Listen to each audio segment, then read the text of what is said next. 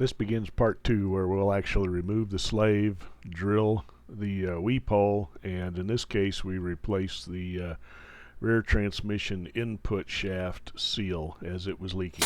Since there's a lot of pressure. What is this you're taking off right now? This is the actual slave cylinder. Okay.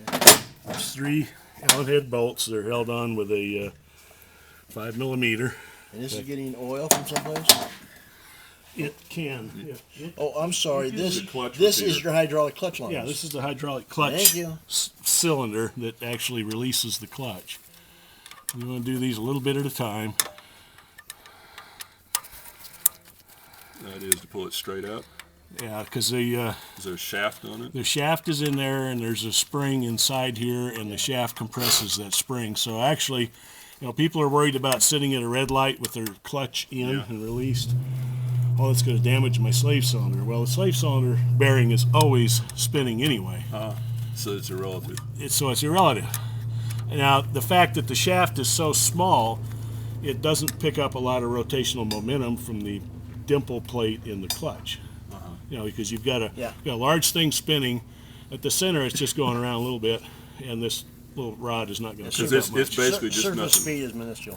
Yeah, and it's just pushing on that pushes the throw out bearing shaft. Right. Lever or whatever you want. Well, the throw out bearing is actually inside the slave, and that's probably why these things go.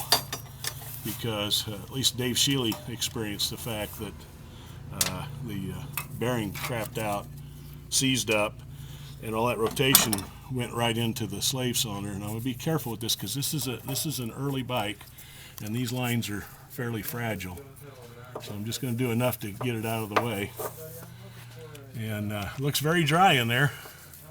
I'm not going to bend this around to show you the other end, although it would be nice to look at it. Maybe we can find a mirror and inspect it. But that's the shaft. That's the shaft seal.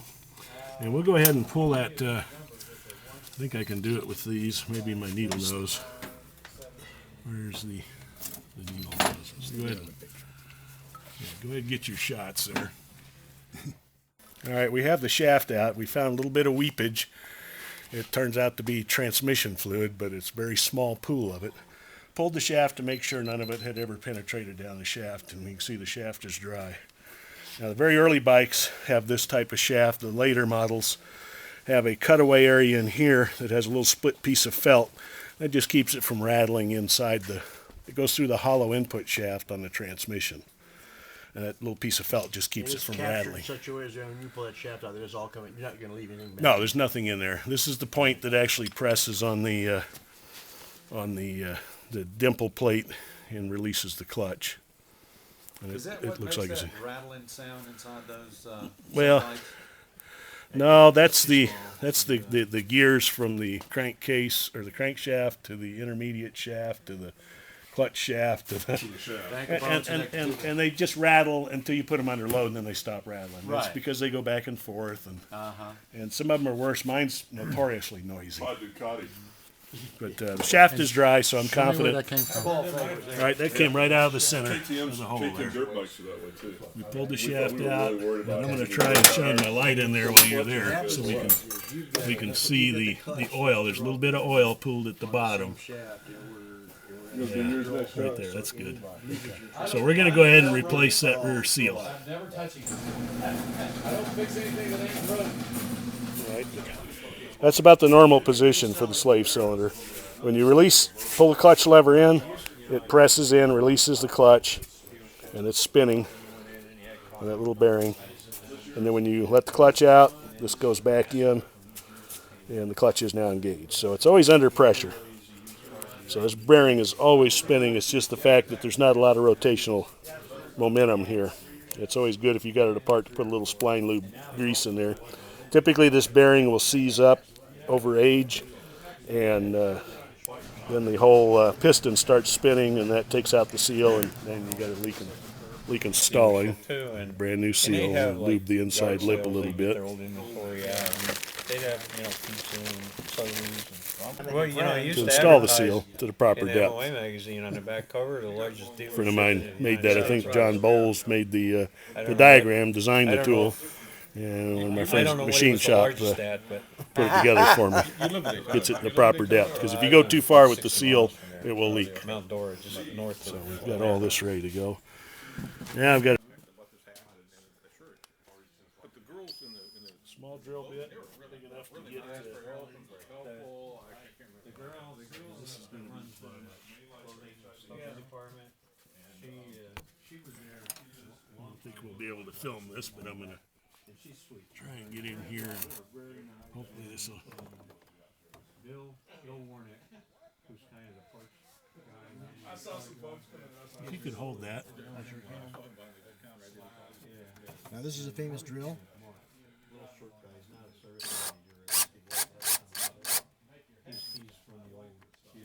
You haven't marked your drill for depth or anything like that, right? No, I'm drilling to get this seal out. So you're on the What isn't shown here is the fact that I drilled a small hole, inserted a sheetrock screw, and pulled the seal out.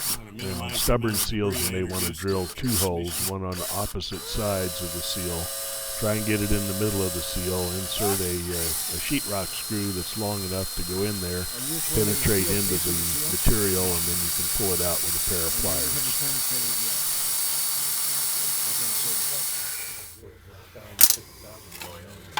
Oops. That's just Coffee. coffee. Okay.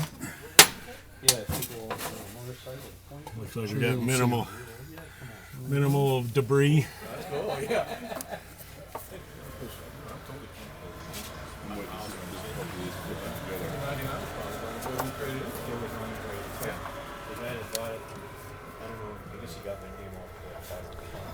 What you see here is the seal has 1 hole in it where I inserted the screw and pulled it out. Wish it was in better focus, but that's as good as it gets.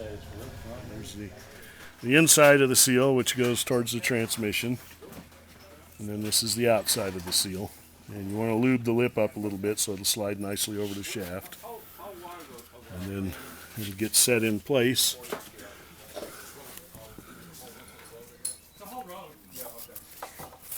You know, I haven't done a lot with it. I just had so much else going on, and you know when you're busy. It's hard to do. Yeah. You know, I've been with Amy, riding most of the time on trip. Everybody else is there and changes everything. I think I've got it started on the shaft. I can't really tell. Looks a little off center. Yeah. I have one in that position. So it is, it comes off. I can't get 2 fingers in there. I still have it. So I ended up actually swapping. What are you looking for? Okay, it's where I want it. Now I can go in with this device. Oh, what is this thing? Super custom deluxe seal cedar. Looks like it's centered up I'm nicely. sorry. Hey, John, give me your address so I can borrow this tool. Yeah. Holy schmoly. You make this up in your home lathe or what? Yeah. It's my friendly machinist. Oh, he is a jungle. You want it just flush. This should go. Not allow it to go too far.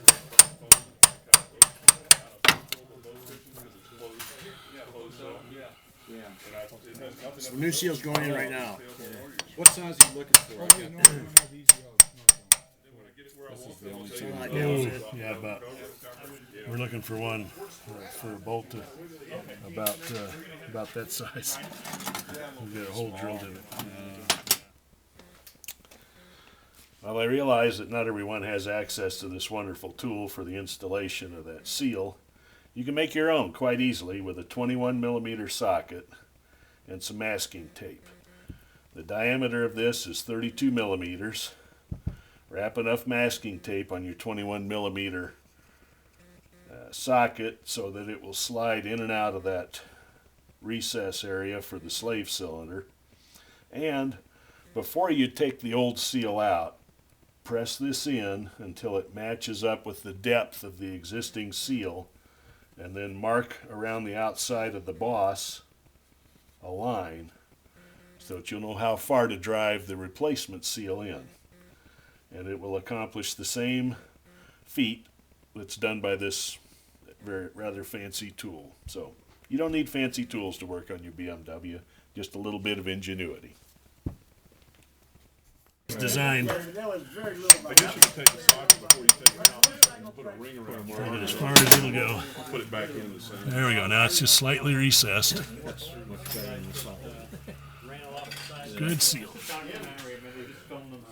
Nice and clean. Now I can get a close up of that. it's a long drill bit to actually drill the hole. And then we're gonna do careful. This is how you're going to drill it. But getting the right spot and the right depth is the tricky part. I don't have...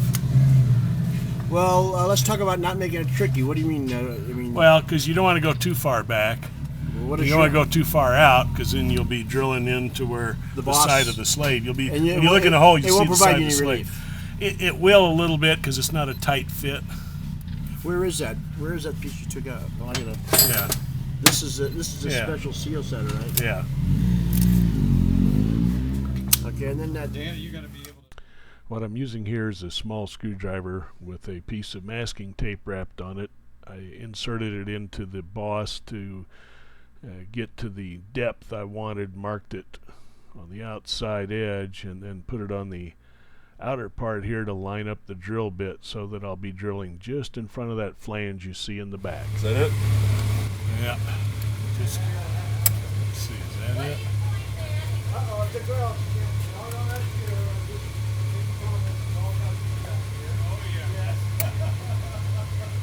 Wish I could wear those flip helmets. Oh, that's all I wear. I've been wearing them for I years. can't get one to fit. Really? The new shoe fits everywhere, except when I close it, it's on my chin.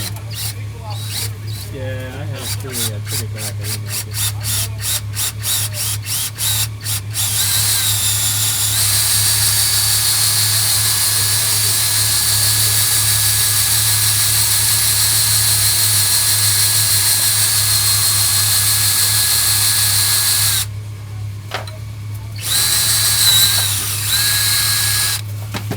Alright. Now we've got it. Clean the debris out. Get that shaft back out of there so I can get the debris easier.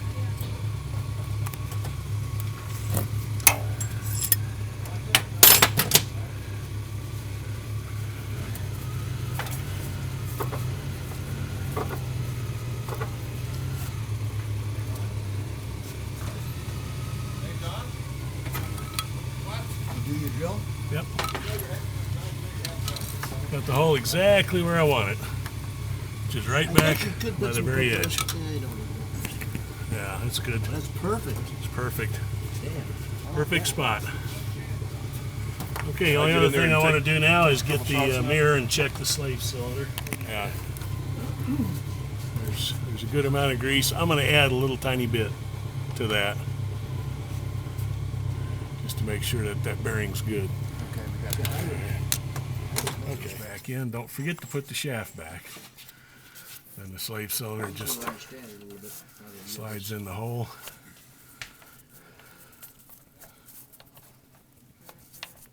And you can see that's where it stops. Won't go any further. The bolts will have to compress it in.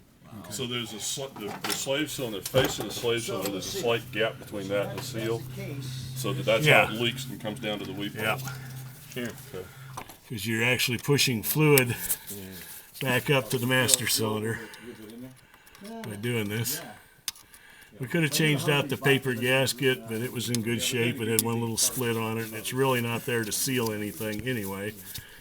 And we just drilled a hole, so what's the point? Paper gasket just kind of sits as a separator. Nothing else, it's to keep the two metals from seizing against Yeah. each other. Well, I guess you could drill a bigger hole. So that just slides in there, John. Yeah, slides in there. No pressure. Just Yeah, it's under pressure because I'll show you on the other one. There's a spring in there, and the piston was all the way out. And that's when you pull the clutch lever, that piston goes all the way out. Well, you can at least So see it your has to job. come back. So it's always under pressure.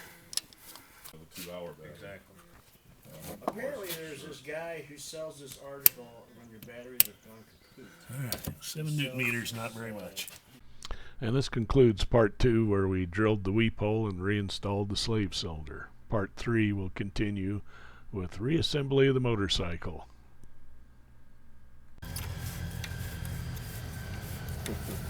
The people who get to enjoy Susan's company this morning. Oh, joy. Well, Mr. V-Strom, I hope he learned something from it. He's got a good bike. There's He nothing does, wrong with yeah. that bike at Yeah, all. I think he's just trying to ride it like a racer. What does she ride? What?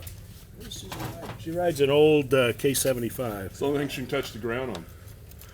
Little 750 3-cylinder. It's got about 350,000 miles on it. Isn't that her second one? Didn't she have a K75 before that? I don't know if she did or not. I thought that was her She second. took a guy Inside on here LT is for an a ride actual last sealed year. bearing. Feels real Man, good. you couldn't ride an LT through the mountains the way she did. And, so he put her. She put him in the back. And that's the pivot. Pivot looks real good. We're going to leave that in there for now. When they came back in, she rode around hollering for somebody to come catch the bike because she couldn't stop. This side is not adjustable. It has a bearing in it as well. Whatever your consistent is you know, that speed Feels is real different good. for everybody. My son raced dirt bikes. Okay. Next step is be fast. He's Getting loose the fittings on the goes a fast a minute and then slow down. get enough light. And then Yeah, you probably have bolts one for of the these youth races. one of those is a 15 and one's a 16. It's just a hanger bolt. Yeah. Oh, that's not for shock. That's the lower shock. Did you cut up a checkpoint or something? He said, no. He said, I determined that if you stayed on 2 wheels, you'd win. This is Everybody a else is 16 Yeah. and this is a 15. Break Loose. loose The brakes, it'll stand up. the Well, pivots. that. Like right. But one guy said, no, it ain't no way. And so I said, well, I'm going to try it tomorrow. And I did. Got a But really nice, The problem is most people going through the turns, it's 4,000 a really nice flank drive snap-on socket. What it does is it has little recesses at the points, so it puts all the pressure on the flats. That's a flank drive socket. Right. I'm gonna try and find a point where I can get good leverage on this.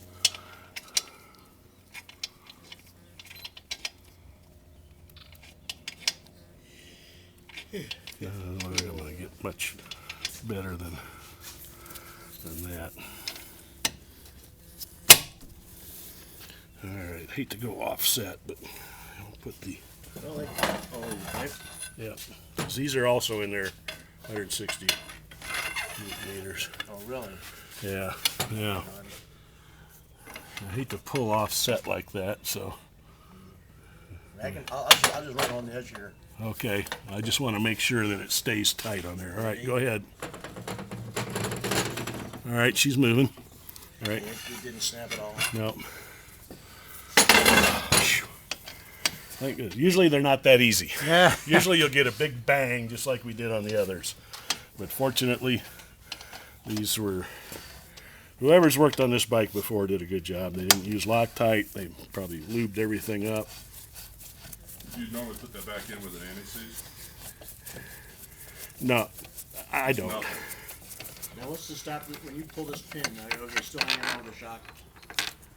It looks like it was oiled, which is good in a way. In another way, it's not so good. But Doesn't oil give you a false?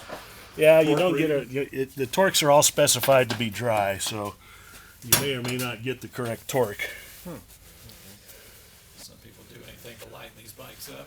But that, yeah, That would mean me getting off. that came out good. I'm pleased.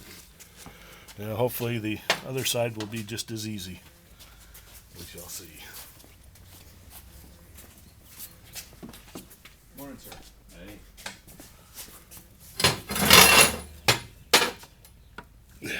Good. Is that the motivating bar? Yep. That's what he uses when his kids. All side right. by side on the bike. Go for it. Let's move it a little closer here so you read it. Okay. You ready? Right. 1, 2, 3. There. We got a little pop out of that one.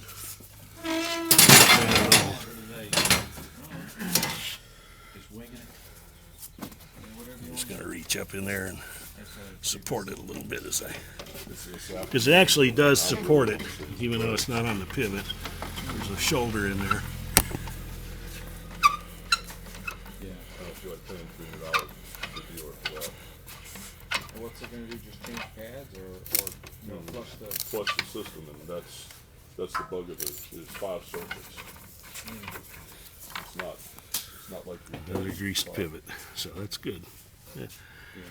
Doesn't give you a good torque reading when you put it back together, but hey, it comes apart real easy. Bolt I had to have a new clutch put in mine. on the which is shock. one about drilling the one I had. And the swing arm is now free to move about the planet.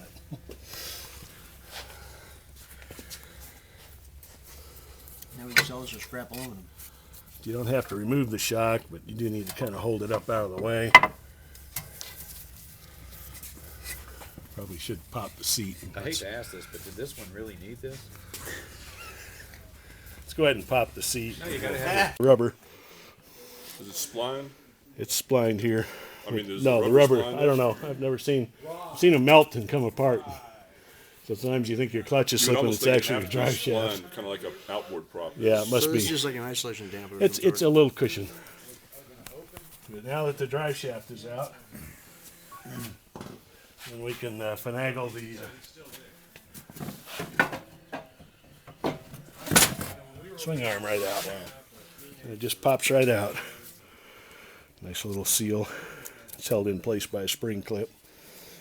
And we can just set that aside. And there you can see the infamous slave cylinder. It looks like your rear tranny seal's in good shape. Now all we do is we unbolt that and check the depth, and then Which is mark the slave side. cylinder? This is the slave cylinder right here. But you'll notice that the swing arm is right in front of it, so simple thing to get to, but I'd always envisioned this was the whole back end of the bike coming apart. well, it is. Whole back end of the Well, I'm drivetrain. talking No, not like a clutch. In order to get the transmission out, you've got to get almost all this stuff out of here, including this brace and some other things.